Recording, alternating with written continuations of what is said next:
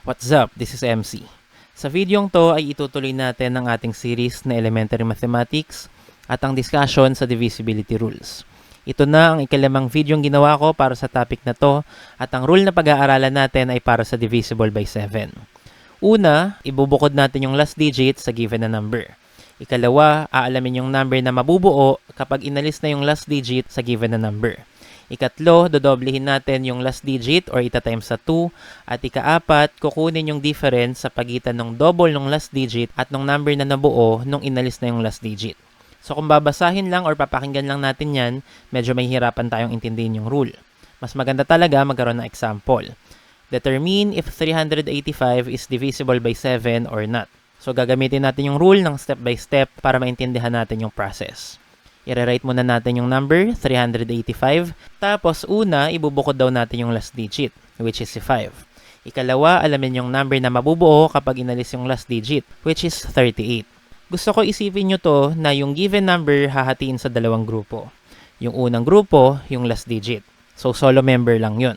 Yung ikalawang grupo, iba-iba. Pwedeng 1 digit lang, pwedeng 2 digits, pwedeng 3 digits, or pwedeng higher. In this case, 2 digit lang. Kapag lagi nyo nang na-visualize na ganyan, lalo nang magiging madali to at magiging possible na kaya nyo tong i-compute mentally. Third step, dodouble natin yung last digit which is 5. And then last step, kukunin yung difference ng double ng last digit at yung number na nabuo nung inalis yung last digit. So si 38, kukopihin lang natin siya minus yung doble ng 5. So kapag sinulat natin yon mathematically, magiging ganito. 38 minus 2 times 5. Saan galing yung 38? Ayan yung number na nabuo nung inalis yung last digit. Saan galing yung 5? Yun yung last digit. Saan naman galing yung 2? Yun yung according sa rule. Lagi daw nating dodoblehin yung last digit. Double meaning imumultiply ng 2. So 38 minus 2 times 5. Then simplify na natin to. 2 times 5 is basically 10. So it will become 38 minus 10. And 38 minus 10 is basically 28. And 28 is divisible by 7. Paano ko nalaman? Sa 28 ay multiple ni 7. Yan ay 7 times 4. So mas maganda rin nakabisado nyo yung multiplication table para magamit yung talaga tong technique na to or tong rule na to ng mas effective. Since si 28 ay divisible by 7, ganun din yung given na number na 385.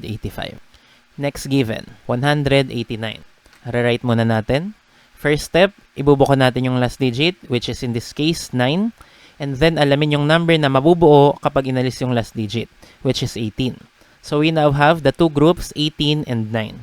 Third step, dodoblehin natin yung last digit na 9. And then last step, kukunin yung difference ng double ni 9 at nung number na nabuo nung inalis yung last digit, which is 18. So that should give us 18 minus 2 times 9. 2 times 9 is basically 18 and 18 minus 18 is 0. Kung babalikan natin yung unang video natin sa topic na to, 0 is divisible by any non-zero integer. Divisible siya ng kahit anong integer except itself, 0. So 0 is divisible by 7.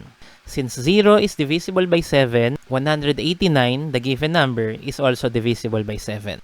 Kung nahihirapan pa kayong sundan, meron pa tayong mga examples. Next, we have 874. Rewrite lang natin. And then, ibukod natin yung last digit na 4 at alamin yung number na mabubuo kapag inalis yung last digit na 4, which is 87. So, we now have our groups 87 and 4. Next, i-double natin si 4 and finally, i-subtract yung double ni 4 at yung number na nabuo nung inalis yung last digit, which is 87. So, we will have 87 minus 2 times 4. 2 times 4 is basically 8. So, we will have 87 minus 8, which is basically 79. Kung mahihirapan pa rin tayong tukuyin kung si 79 ay divisible by 7 or hindi, pwede naman nating ulitin yung process. So, ibukod natin yung last digit na 9 at yung may iwan na digit, isa na lang din, which is 7. So, dalawang grupo na may tag-isang digit lang, 7 and 9. Yung last digit na 9, dodoblehin natin and isa-subtract kay 7. So, magiging 7 minus 2 times 9. 2 times 9 is 18. So, we will have 7 minus 18. At makakakuha tayo dyan ng negative na number. Pero para maiwasan, pwede naman natin pagpalitin yung 7 at yung 18. Mathematically, hindi sila equivalent, pero para sa process na to, wala naman magiging problema. So, 7 minus 18, pwede natin gawin yang 18 minus 7. At madali na yan i-compute. Ang sagot dyan, 11, which is not divisible by 7. Ang mga multiples ni 7 ay 7, 14, 21, 28, 35, and so on. Hindi dumaan ng 11. So 11 is not divisible by 7, so as the given number 874. And now we have our final example, 5,873. Medyo mataas. So i-rewrite natin yan ng walang comma, 5873. Ibukod yung last digit na 3. Alamin yung number na mabubuo kapag wala yung last digit. Magiging 587. Doblehin natin yung 3 at isubtract sa 587. So 587 minus 2 times 3. 2 times 3 is 6. So magiging 587 minus 6, which is equal to 581. Hindi pa rin natin matutukoy kung yan ay divisible by 7 or hindi. Kaya ulitin lang natin yung process. Ibukod natin yung last digit na 1 at ang number na mabubuo kapag wala yung last digit ay 58. So 58 and 1. Doblehin natin si 1 at i-minus sa 58. 58 minus 2 times 1. 2 times 1 is basically 2. So we will have 58 minus 2, which is equal to 56. And 56 is divisible by 7. Paano ko nalaman? Si 56 ay equal sa 7 times 8 or 8 times 7. Again, magiging helpful talaga kung kabisado nyo yung multiplication table. At para mas ma-practice pa ang inyong learning sa videong to, ay i-access yung inihanda akong maikling quiz. Pwede nyong i-scan yung QR code na nakapresent ngayon or i-click yung link na nasa description. Again, this is MC, always saying, think more often. Thanks for watching and see you in my other videos. Bye-bye.